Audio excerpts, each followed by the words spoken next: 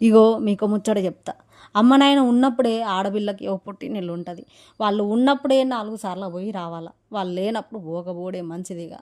ఎందుకంటే నిన్ను ప్రేమగా ఎట్లున్నావు బిడ్డ అని పలకరించేటోళ్ళు ఉండరు. నీకు నచ్చింది అండి పెట్టేటోళ్ళు ఉండరు.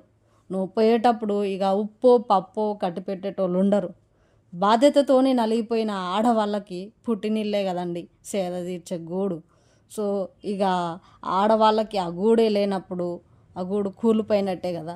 ఇదంతా ఎందుకు చెప్తున్నానంటే మా అమ్మమ్మ నా చిన్నతనంలోనే చనిపోయిందండి.